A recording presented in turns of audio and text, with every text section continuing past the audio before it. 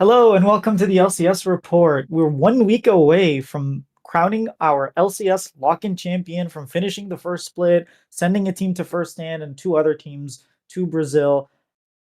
Before we get into it, usually we get right into it. I just want to say the LCS this year has been incredible.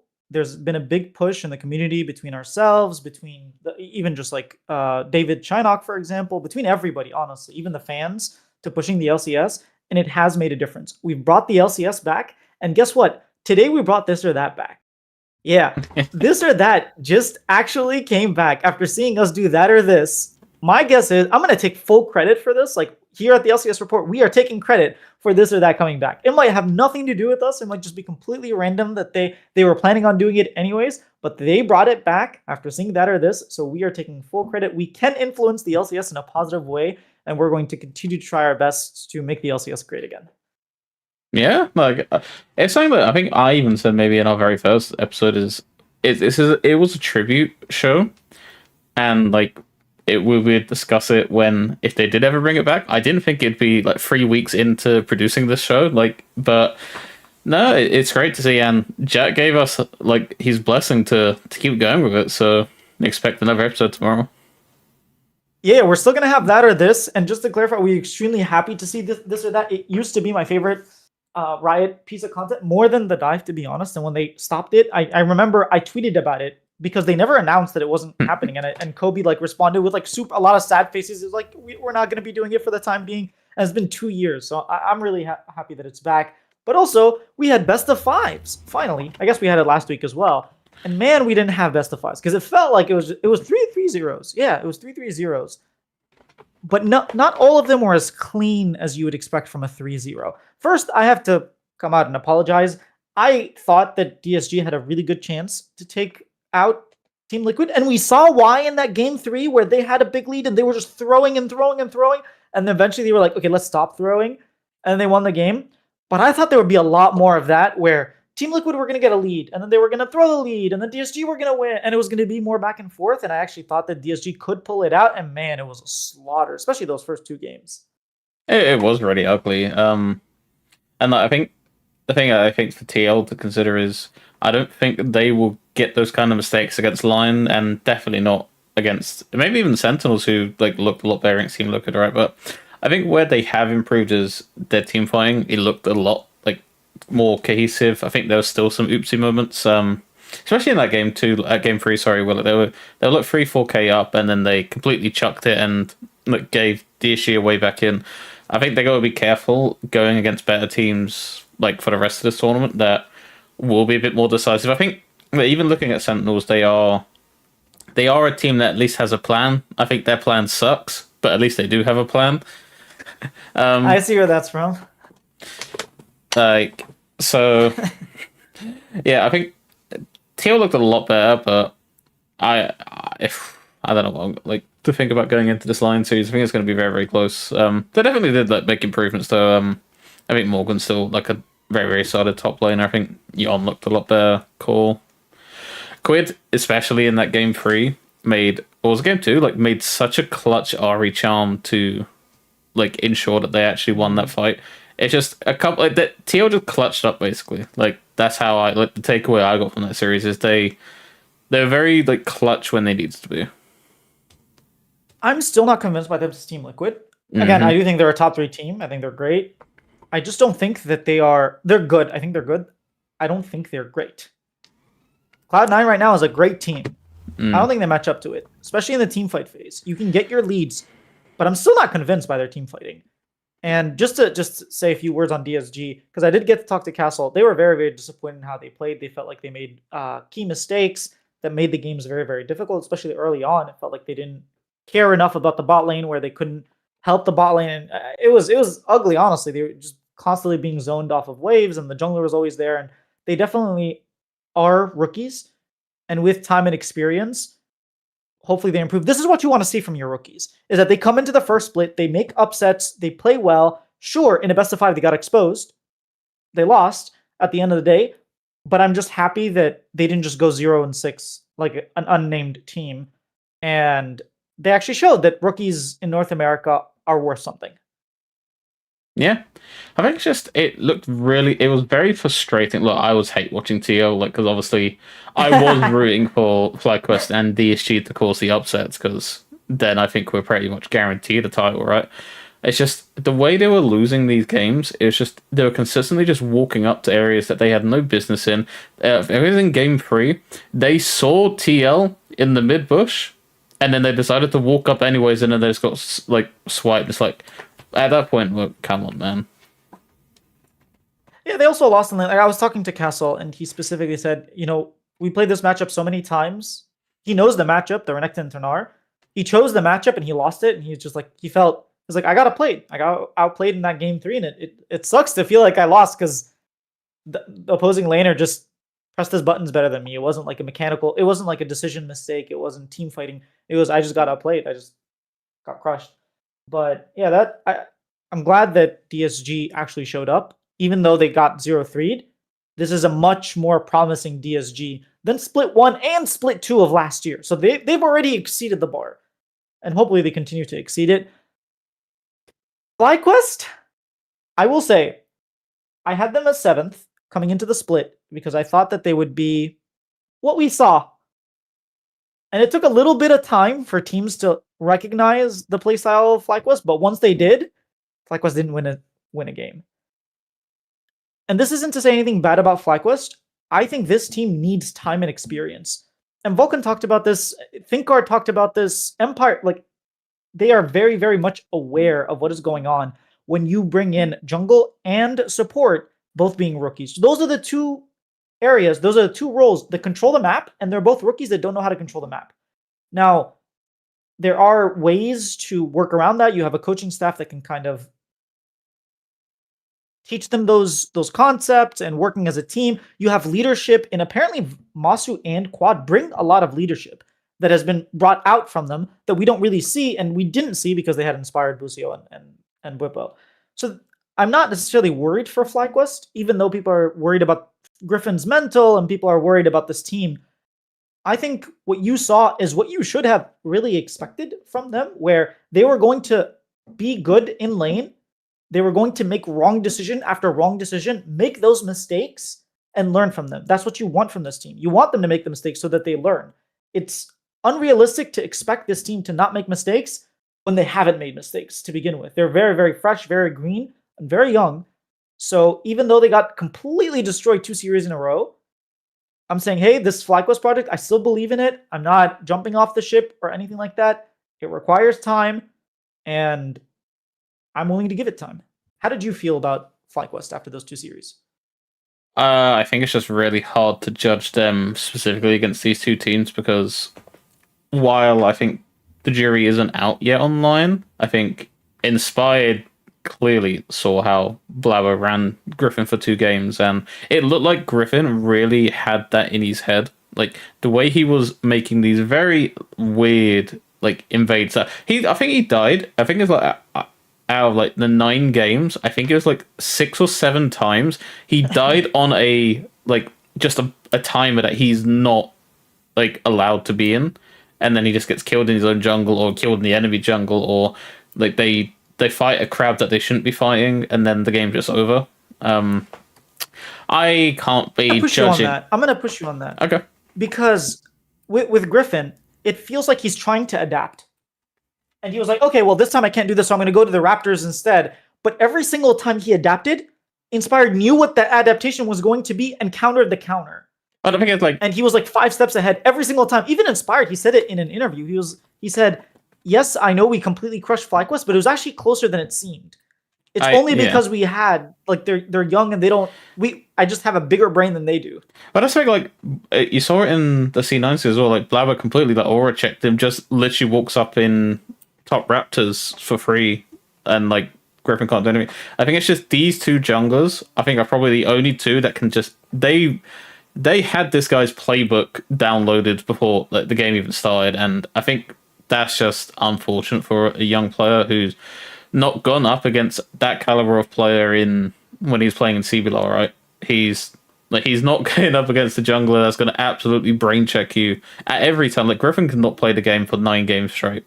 even in the game that FlyQuest won, if you remember, Blabber started like 3-0 on Nidalee. It was absurd.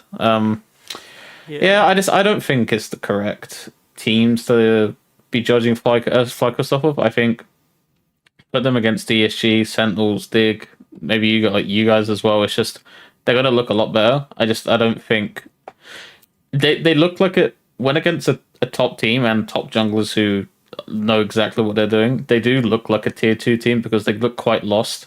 They had decent moments, like especially like, even in the CNS, they had some decent things. It's just as soon as like a few minutes in, they look completely they look completely lost out there. It wasn't fun to watch because I don't like seeing rookies brutalized as much as they did. I think Cryo, especially in the Lion series, had quite the stinker. But they're young. Like they'll take their licks. I don't think there's okay. They lost that hard. I don't know how much you can take away. You just have to make sure now like the preparation is good for Split 2, where you're not just going to be facing a Blabbered and Inspired every game.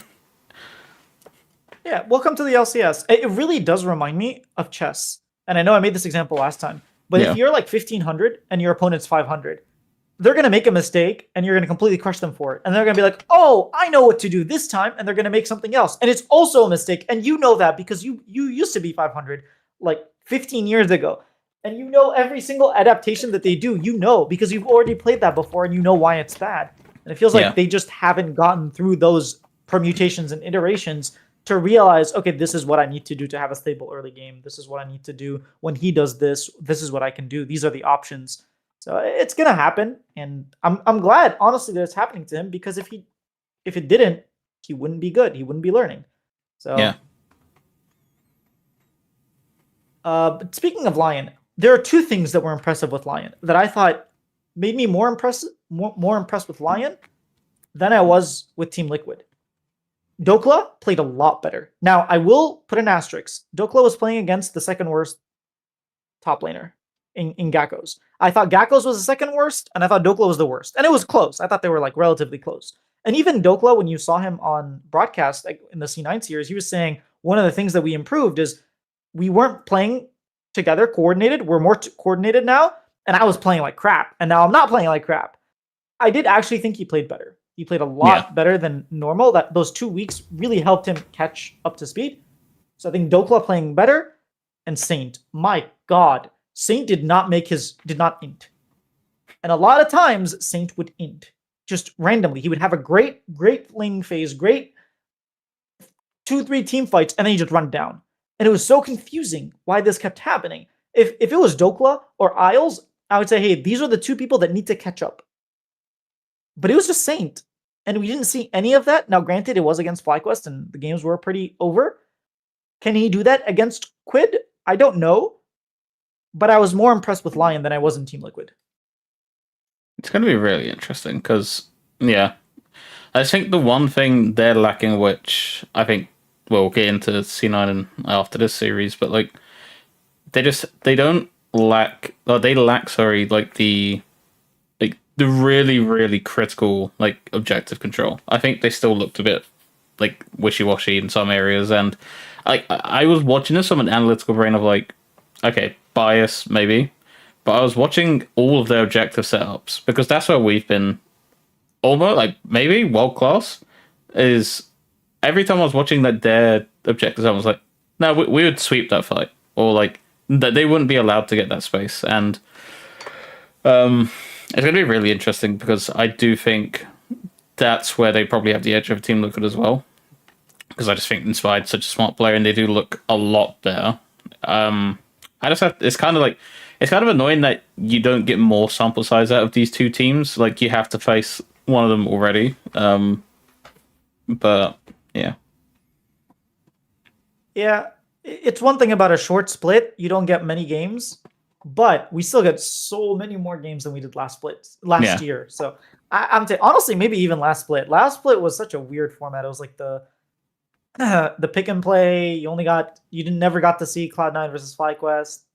We never got to see Team One versus Gen G this year in LCK. So it happens. Moving on to Cloud9 versus Sentinels.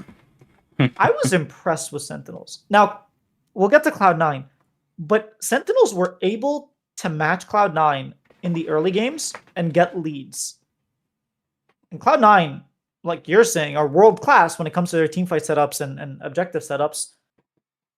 That I don't think there's any other team in NA that does it that well. So I don't think Sentinels is going to be as big of a slouch as people are thinking. I think their team fighting is good.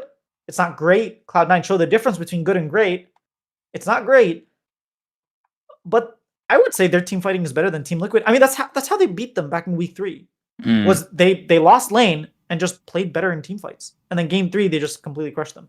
So I'm actually not as doomer about Sentinel. They made some weird decisions though, like in that game 1 where they completely abandoned bot side and then tried to dive Thanatos top, and then we literally had a 2k gold swing just from being able to kill Renekton, and Sven got the entire tower to himself. Like he literally, we were down like 1.5, and then we were up in gold from one kill. It was they did make some like really bad blunders. I think those are one of the things that I don't expect them to keep making. Like you make that one time, you make that mistake, and then you don't do it again. You know, it's like, oh, okay, it wasn't how we thought it was, and they didn't make it again. So the problem with the bottom lane is the bottom lane got completely ran, and like Sven and Vulcan they are not a dominant bottom lane, but they were consistently like 2k gold down in the lane. Is absurd. Vulcan had an absurd series. This guy is. It's so hard when I think like Blabber and APA are like right in the running payment feed. This guy is like equally up there in my opinion. That fresh game was chef's kiss, and like I don't know if that was just something he just wanted to pick out for fun because he knew this series was like a wash, but I'd love to see more of that. What was I gonna say? I completely lost my train of thought then on Sentinels. All right, I'll pick up where you left off. That fresh game, by the way. Sorry, no, I actually got it. I think it's just Humbug is super aggressive, and I think that's where a lot of Sen's early game like power comes from. I think the problem is I thought their drafting was absolutely abysmal in that series. None of it made sense. I didn't understand the TF with Jarvan. Oh, they didn't either. Like this guy did not learn to play TF properly. He was picking red card when he had an easy gold card kill. It was like really, really bad. And then in game 1, maybe they like I don't know if they'd admit this or not. It looked like they literally just tried to pick away all our power picks from like them, like with the Corki, the Ambessa, the Renekton. I mean, it is, but like we were completely comfortable. Because I know like Sven likes to face for and pick Corki every like game 1 of a series. Yeah,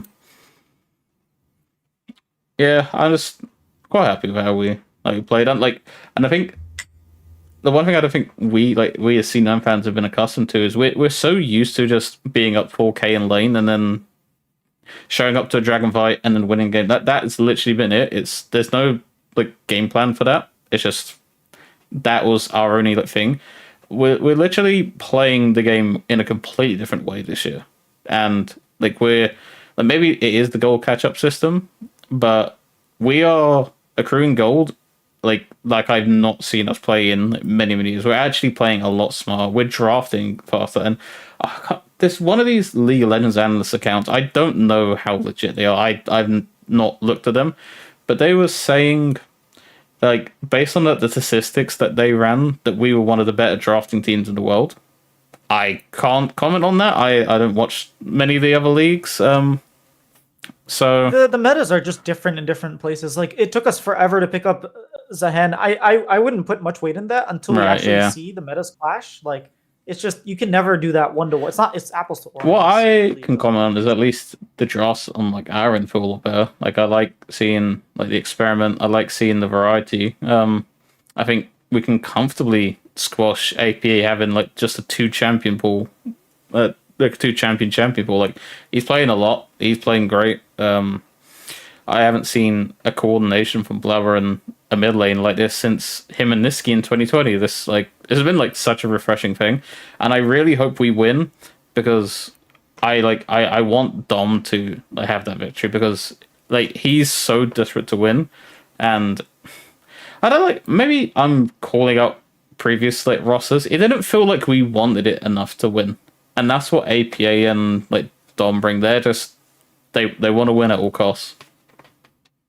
It feels like everybody's desperate to win. I was talking to APA, and he was like, even if we don't win on Sunday, we're gonna do great things on this team. Everyone's just like not talking about winning as a foregone conclusion or that they are the favorites. They're just really locked in, really focused. We're not going to throw. We are so focused.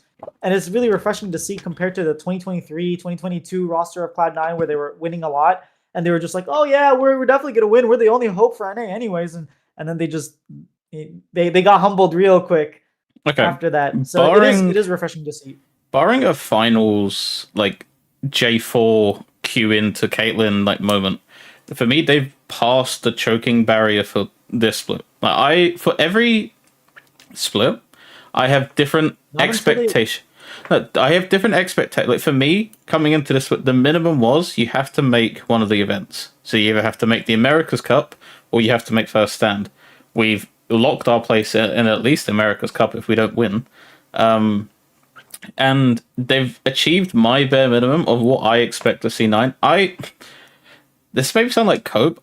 I don't expect a championship in any split, but you have to make the events because that's what C9 has been accustomed to every single year, minus obviously the last 2 years where we've chucked it all away at the end.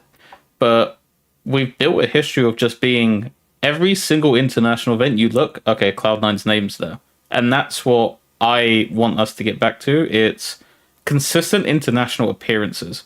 Championships would be like the cherry on top, but okay, make first stand or make America's Cup. Okay, you've achieved one of them. Next split, you have to make MSI. It's top 2, so you have to make finals again. And then World top 3, I don't see out of C9, Fly, TL, Lion, Sen, C9 dropping out of that hat. I don't think any of those teams are going to level up to that degree. So yeah, like for me, they've passed step 1 of the choking barrier.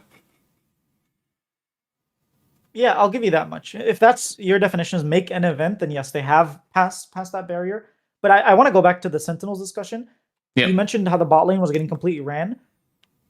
Even APA commented on this in my interview, but he was like, they were completely abandoning Rahel. Rahel was the reason he was the person who got you to your position. Why are you just abandoning him to go top over and over and over again? I didn't understand it. Just even in team fights, even in lane, even in all the time. They just abandoned their AD carry. I think they're going to come. They came in with a strategy. It didn't work. I think they're going to adapt. That's one thing I will say about Sentinels. If something doesn't work, they fix it. Look at their series against Team Liquid. Their best of 3.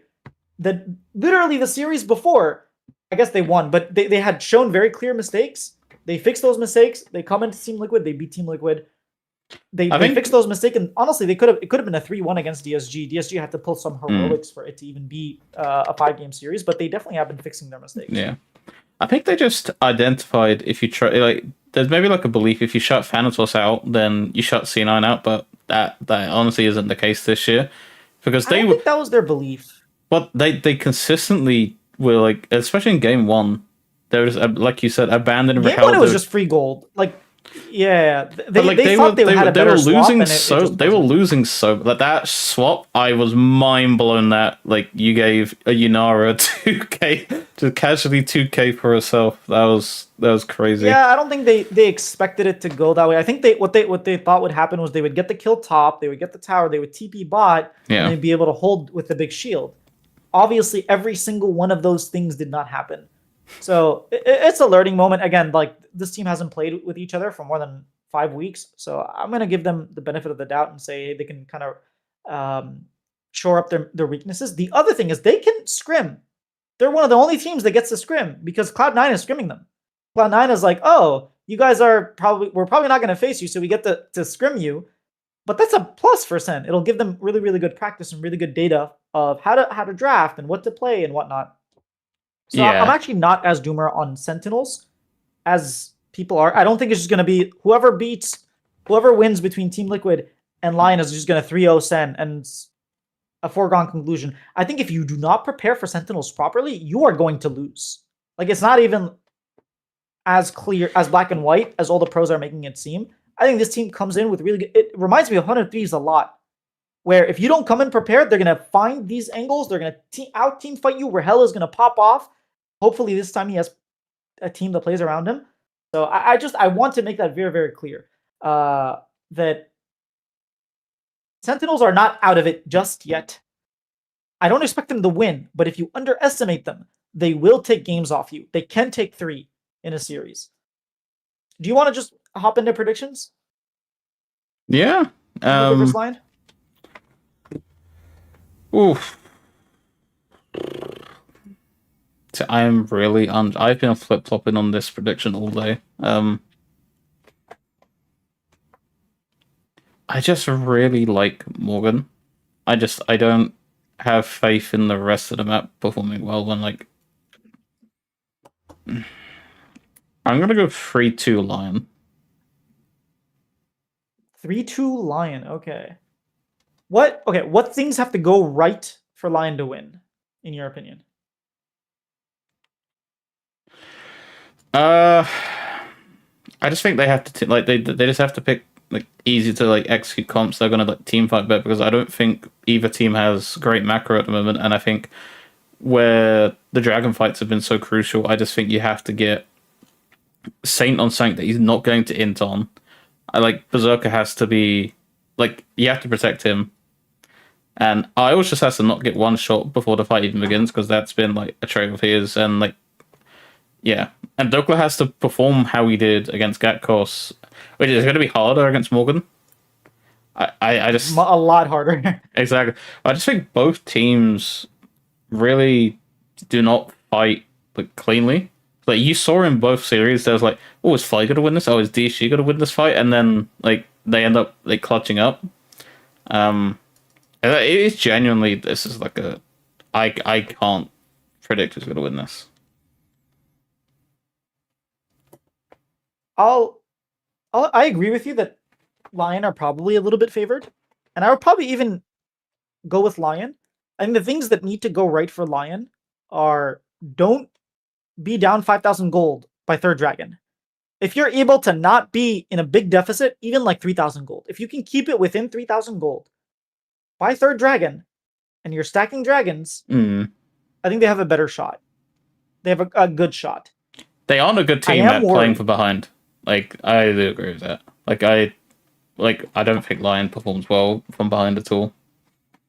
It's not even that.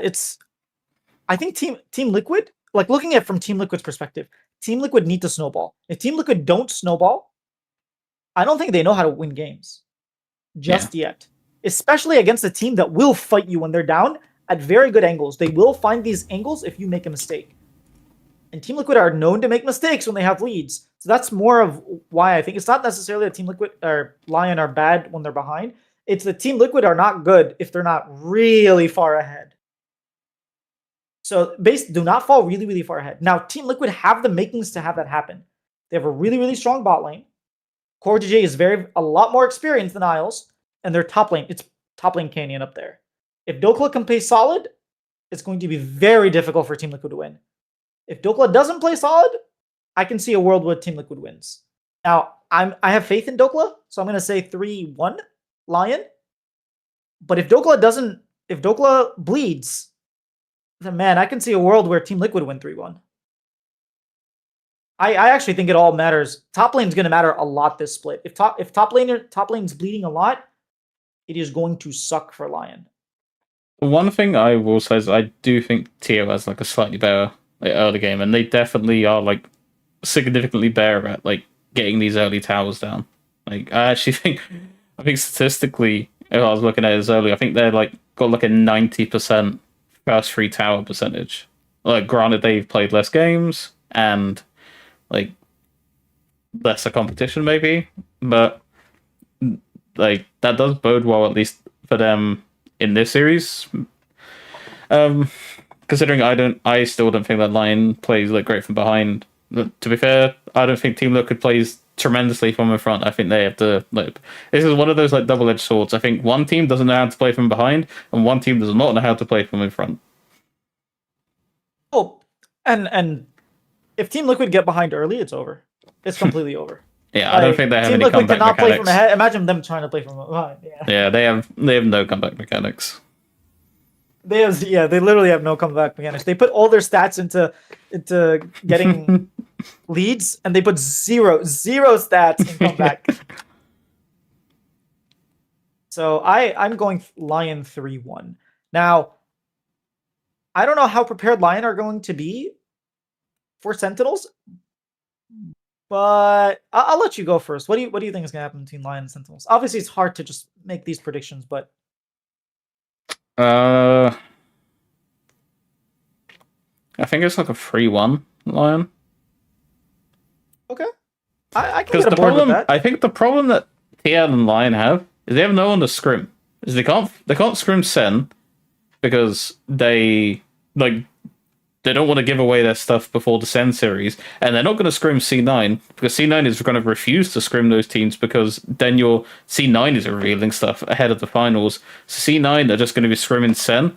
So as long as Sen don't get completely tilted from getting arse blasted in scrims by C9, then they should be okay. I need to see some more out of Dark Winds because I don't think he had a good series at all. And no more TF, please. Just no more TF. Get that crap out of here. It's better than Vayne. He was going to go Vayne if they didn't let him remake. Shall we bring on a question that Carolyn asked for like that specific point? Said, would Vayne have been better off for sending that game? No, no. Who I like.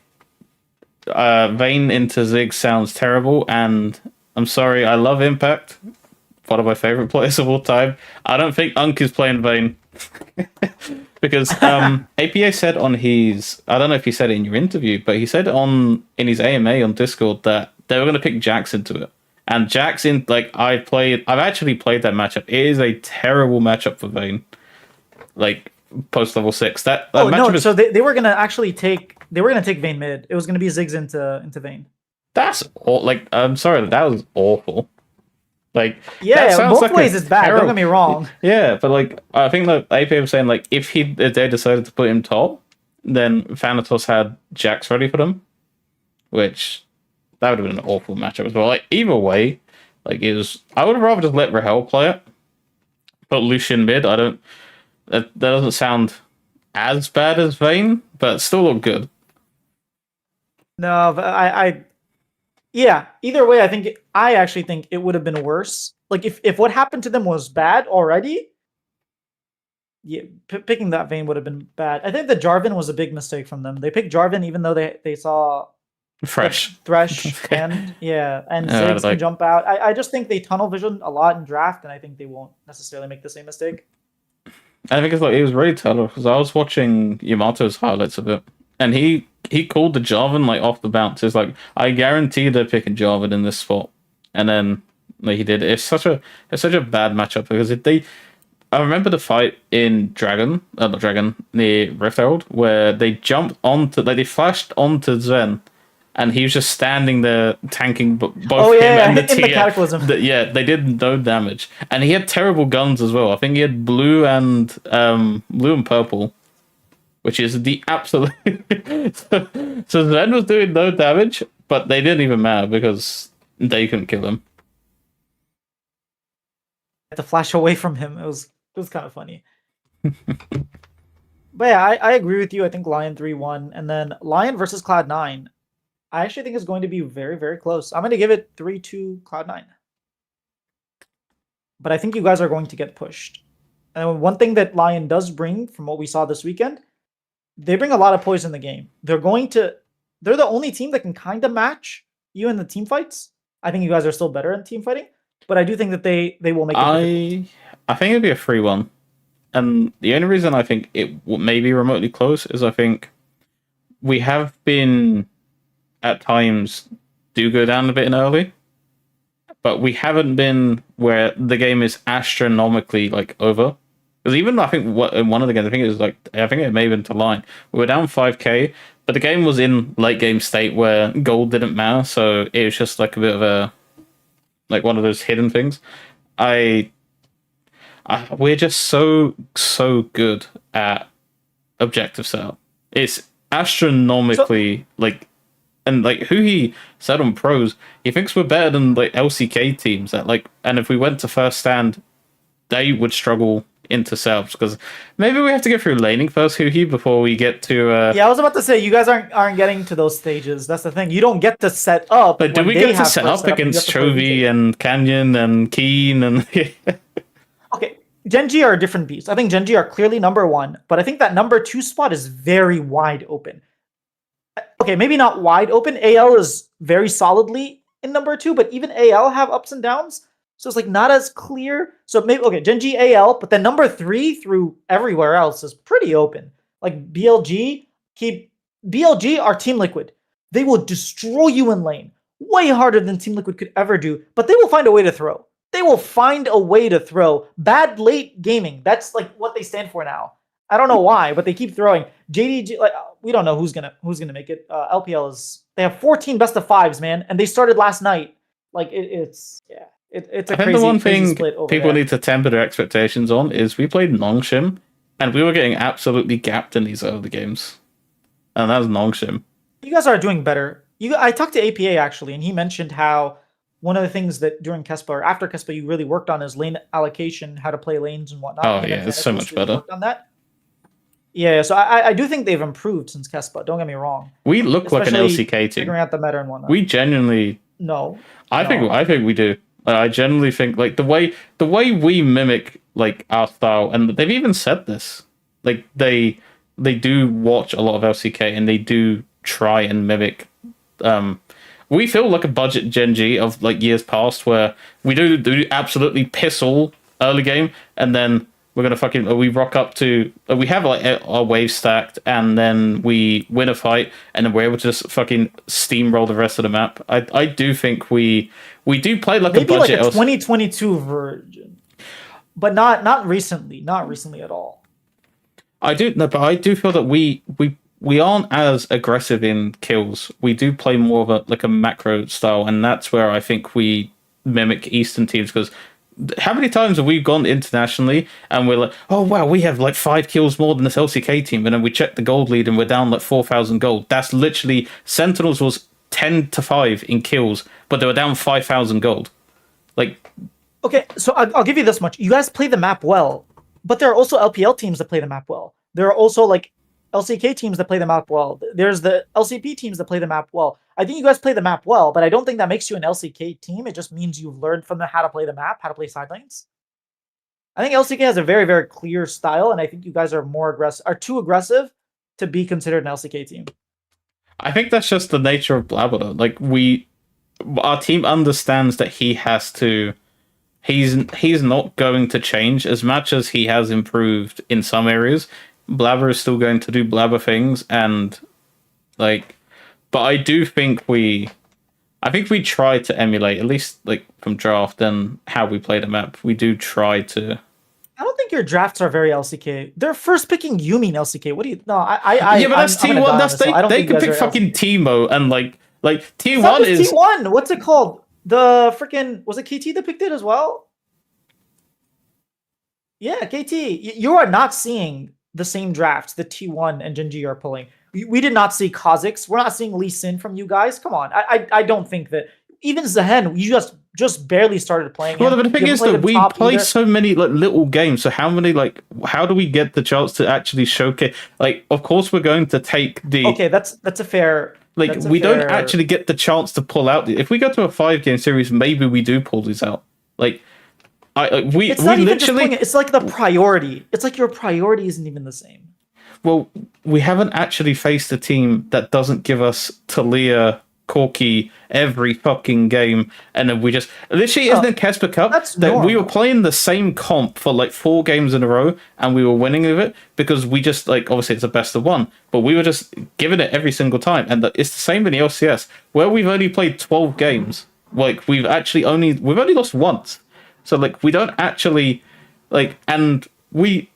Blabber and AP have both specifically said in interviews, we have things prepared, but we just played the standard stuff because we're winning so hard. Like what I have a So feeling when I'll they give you have to this much. adapt. I think when they have to adapt, they will. And I know Dom and Vega, and I think for the first time we actually have a mid laner that is listening to Vega. And APA has said this. I don't know how if he said this in your interview. I apologize for not like watching it, but he said like at least in his AMAs that he is definitely working with him and like he's improving a lot and improving it, expanding his champion pool. And Blabber apparently is fucking trying everything out in scrims. But like we are a team that will revert to comfort. Like there's still a thing. But I do think we have more layers to go to. I just don't think we've brought it out yet. And if we do showcase it, then there's a good chance that teams are going to be prepared for it. And we'd rather preserve these picks. I don't even mean your specific picks. I just mean the style of your priority just doesn't feel like an LCK team. Like LCK really like playing Zeri, for example. You guys are all over the Yunara train.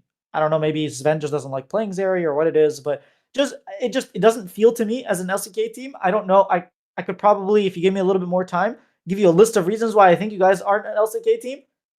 But as of right now, the way you guys play in the game, the way I see you guys drafting your 1-2-3 is a little bit LCK. Your 4-5, not so much. But I don't really think you guys are an LCK team. Yeah, well, I didn't mean a good LCK team. I just mean like I feel like we're like quite a. I don't feel like we're an NA team. I think you guys are very much an NA team. You're just a really good NA team. We'll agree to disagree on this one, but like. Okay. Well, agree to Bobby's disagree. like just maybe we can. Maybe that's tomorrow's morning. Galio, Nico, Victor, Cassio. So this is a good shout out. If you guys are enjoying the podcast and us arguing back and forth, hit that subscribe button. It really does help us. You guys, we get 37 viewers. Holy crap! Oh wow, maybe we should argue more often. Yeah, you guys' support has been really great. And join the Discord. The link is, you'll find it in the description. We have morning tea every single morning where we just ask questions to the community. Probably next question tomorrow is going to be about is C9 an LCK team, or is it more of an NA team that's good? So we're C9. Sorry, I just saw chat. But yeah, we'll be doing a lot. We do a lot in the Discord server, so the link is in the description. Join there, and we can actually hop into podcast questions unless you have something to talk about. We can jump into Q&A.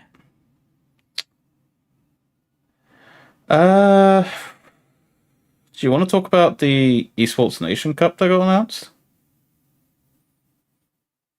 Not really. I mean, okay, how about this? We'll do this. What do you think North America's team should be? Dokla, Blabber, APA, Yon, Busio. It's pretty clear cut. Providing Busio doesn't decide to play for Poland instead, then we have a problem. Let me think. Yeah, let me think if there's any changes I would make. Is Dokla really our best top laner? Yeah, because the other one's Fudge is not North American. It would, and then we just have a bunch of Korean top laners. Unless so yeah, I would they say do like the Olympic rule.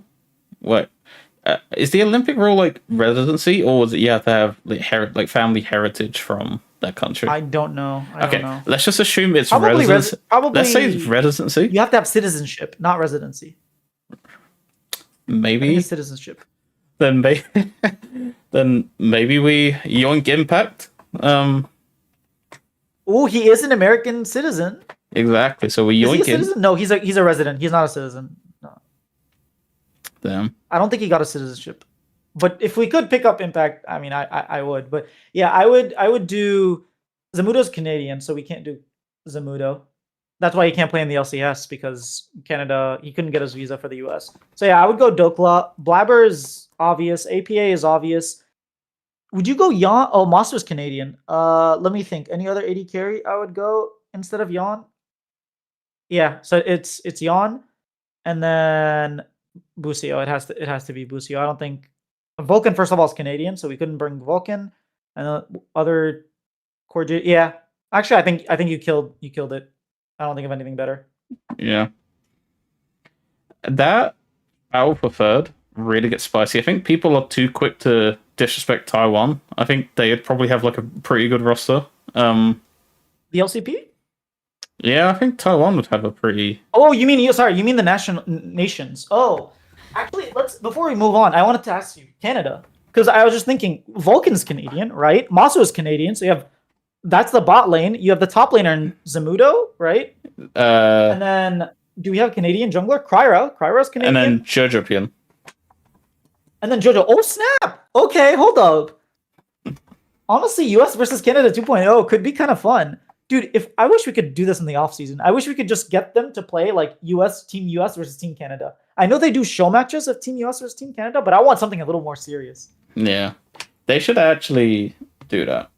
That should be like the America's Cup. That's like they should have. Well, that's only North American Cup. True, but like you could have like Team Canada, Team USA, Team Brazil, Team Argentina, yeah. Team Argentina. That would be like okay. Screw this crappy little 4-team America's Cup. We should actually have like our own version of no, like thank you. That would be amazing. I've been wanting. That's an off-season thing. Because like think about it, the teams are going to want to practice with their own teams. I don't think it makes much sense to randomly be like, oh, you didn't make it to this cup. Here, come. I guess actually it does make a little bit of sense. It does make some sense, but I would rather just have the teams play, and then maybe for a Red Bull league of your own. Like if Red Bull decides, oh, you know what, we're gonna have like Team America versus Team Korea. Dude, Team Korea would destroy us. Imagine Tarzan in the jungle, Keenan top lane, Chovy in the mid lane, Ruler as AD carry, and probably Kyle as support. I think. I'm just a Viper. He's probably the best performing support right now. I'm a bit of a Viper simp. Yeah. Viper has struggled a little. I know. I guess Ruler has struggled even more. Yeah, maybe. I'm just a big Viper fan.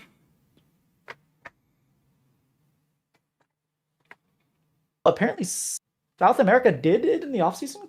Copa America. I didn't notice it over the offseason, but is there a Team UK? I don't know. I mean, I don't know. We would have mid. We would have some of the most watched viewership though, because of Casual. Like literally, we'd be like Rats 2.0. Honestly, Team would it? Okay, this is actually kind of funny, but Team China would just be BLG. I guess you wouldn't put Bin. Bin has struggled. You would put it would be probably Flandre. It would be Flandre, and then you would have not 369. No, 369 has not played. I mean, he's probably like third or fourth, but I wouldn't put him first. And maybe Jun as no. Who would be? Wouldn't it just Tarzan? be like most maybe of Jun, 24 BLG? 2020. I was just like, except for the top lane. Because you'd have Elkanon as the bottom lane, right? Like yeah, Elk I think is the best AD carry in the world right now. Elk is playing incredible. This guy is so good. He's like the only reason Weibo's a team. Yeah, it would literally be 24 BLG minus Bin. Yeah. And I think if you're Team China, you'll probably just pick Bin anyways. Yeah, literally for the The 369 disrespect is crazy. I think he's better than Bin too. I just think Flandra's probably the best right now. Copa Nacionais.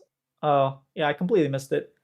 But yeah, we can go into this next. So we also on the Discord, we have a podcast questions where you can put questions and we can answer it because sometimes we don't get to all the chat. We talked about Carolyn, Dr. Leo Spaceman DDS's question already. Daywin says, who is your ideal caster constellation for finals? Now, I think for finals, it has to be 3. This is very similar to the Mining T question that I asked. And I did want to segue that in. I was talking about specifically duos, but I think for finals, it would have to be 3. I'm going to go with open to the whole world. Actually, let's do LCS first. What would your ideal 3 be? I think actually what I listed earlier would be, but then Chat's so good, but I also feel like you have, in my opinion, like 3 untouchable co-commentators in Azael, Kobe, Jat. Like that's the only problem. I do think Jat is so heavily underutilized, and maybe that's just by his choice. But this guy used to be like consistent, like World Finals appearances and like he'd be on the desk, or like he'd have one of the higher honors for casting, and now I feel like he's just been reserved to like the lower LCS games and like the odd like big game. But I do think he's still one of the best like league casters in the world. Yeah, I agree. I actually think his when I saw him doing with Azael just by themselves. I think it was I want to say the Lion series, and I was like, oh my god, I did not know I needed Azael plus Jat as my duo. It's honestly probably my favorite duo so far. And I think LCS has incredible casters. Like, don't get me wrong. I think we have incredible casters. And there are other casters in other regions, but I just think we have the best. Now, I know some people will be like, but the LCK casters are better, and they're good. Don't get me wrong. I think in the LCS, we probably have some of the best. I would go for a trio. It has to be Flowers on the play-by-play. And then your color casters, you have to pick between Azael, could be color, right? Azael, you have Jat, you have Kobe. I think those are like the main three. I definitely want Azael in there. Man, it's so hard. Can I get a four? Can I get a quad kick? That's what I'd say. No, I have to pick. Okay. I think it has to be Kobe and Azael. The reason I'm not picking Jat is because he doesn't do it. I mean, he's so good though. Maybe I go Kobe and Jat. Maybe yeah, Kobe, Flowers, and Jat. That's what I would say. Oh wow.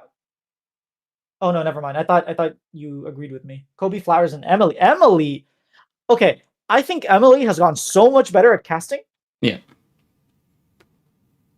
But I still think she's not nearly anywhere close to Kobe, to Jat, to Azael. Like, she's still not there yet. You know, she's getting there. She's just not there yet. Ooh, let's try this. Anyone in chat, if you want to ask us a question, like we'll answer some. If not, I will probably I think this is a good idea. Use any of the Morning Tea submissions that did not get picked, because obviously our mod Carolyn will often pick like the best one that comes from Morning Tea, and then like each week, because I think she does it on Saturdays, if I believe, Friday or Saturdays. I can't remember which one they do, but I will, for now, while chat's asking some questions, Catman asked, was the start of the split an aberration due to like these issues? No, in general, first split has something. Obviously, because it's short, it's not good. But if you remember last year, the first split one had problems. We didn't have saves for the entire split. Yeah. I think Lion also had problems. They played a top laner who never played ever before. It always happens in the first split of the year, just because the way visas work. So I wouldn't call it an aberration. It's just unfortunately the nature of you can only sign contracts beginning in November, and you have to play 2 months later, and it's a process that takes more than 2 months. So yeah, I also think it's just the way the matchups fell. Like personally, it's probably why they're perceived like, because people are probably immediately going to forget what Flycos was looking like before they played C9 twice in a row and then Lion, and DSG to some degree. I think all those teams in the middle look like pretty solid. So yeah, I just think it's probably the nature of how the draw fell out and how short this split is. yeah, wasn't Lock in 2021 the first one where Cloud9 couldn't even play their whole roster? They just benched like the entire team because they're like, half of our team isn't even here. Yeah, I can't even remember I can't even remember what our roster was. I think it was 21 or 22. I just don't remember which one. But you played King. I remember King playing. And in 21, it was our full roster. In 22, it was, I think we had like King and Isles playing, because Sven wasn't here. Oh, sorry, Berserker wasn't here. I don't think Sven started that year. Well, Sven was out. Actually, I really can't remember. I know Fudge was playing. I think it's literally just Fudge and Blab was playing mid. And I think who was top lane? I don't know. 22 was the LS year, so it must have been Summit, but Summit Oh, we wasn't had there yet, so Summit. you had to play with someone else. Maybe it was Fake Gold. I can't remember because that Uh, was when we had a yeah, really good challenger roster. Yeah, I can't remember. I think 23 you had Fake God. I don't know about 22. I don't remember. I thought 22 was the year you guys had a bad one. 23 was the year you had a really good one because that's the year they won. Yeah. But yeah, I quite enjoyed. I enjoy things like lock in firsthand, really quick, start off the year, get people back into League of Legends, and then give us our long season, spring and summer split. I think the NBA is kind of trying to do that, where in the beginning you play a bunch of games and you have a tournament, and then you go back to the long season.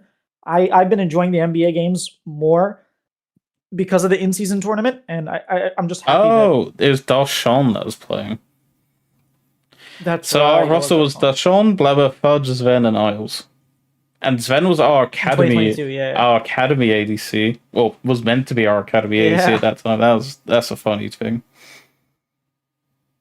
There's another one that I wanted to bring up with Jay. What's the funniest thing you remember an active LCS player saying on broadcast or stream? I think that it has to be high, where he was on Golden Guardians or was it FlyQuest? I think it was Golden Guardians, right?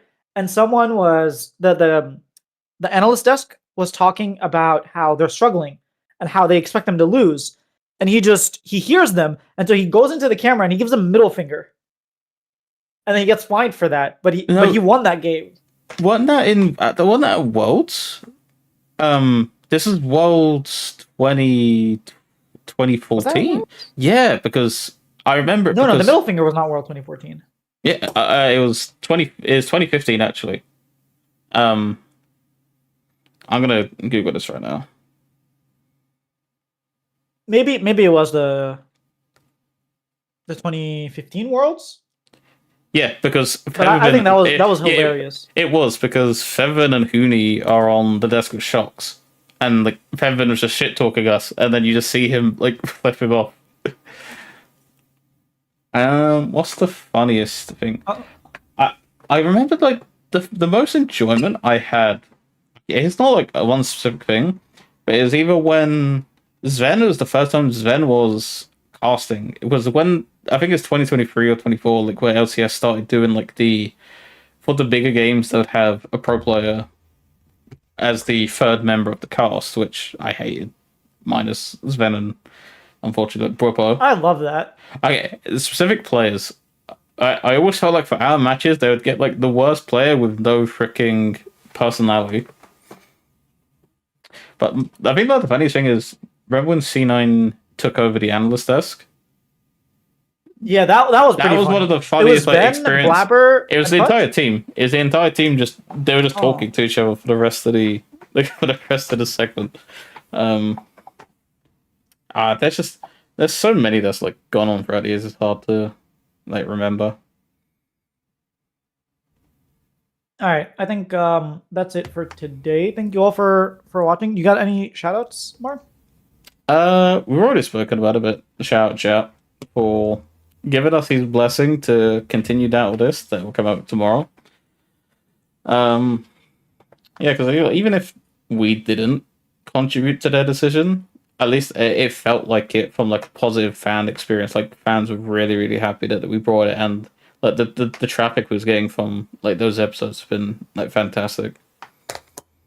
Yeah, if I'm gonna take credit, also on the LCS report, we interviewed Raz and we were talking about post game interviews, and we talked about one of the suggestions I gave was, why don't you say, if C9 win, stay tuned for an interview with Blabber if C9 win. And they're like, well, what if they don't win? We don't know, always know. And I was just like, just say if it happens. And guess what they do now? Before the ending of every series, they put a little graphic on the bottom and say, if this team wins, stay tuned for an interview with that person. Also debuted on the LCS report. So, hey, we're having some influence. I don't know if we actually are the reason they're doing any of this stuff, but I'm taking all the credit. So what you're saying is we're slowly shaping the LCS to our will. Exactly. That's what we're doing. But yeah, for myself, shout outs to the APA interview that I did on my channel. That was really insightful. He talked a lot. about the team, the gameplay. I really tried to get in his mind of like what makes Cloud9 good and what makes them different than last year. And then I also did an interview with Quid, where he said that he would show APA who's boss. So check that out, that interview as well. But yeah, that's it from us. All right, thank you all for watching, and we'll see you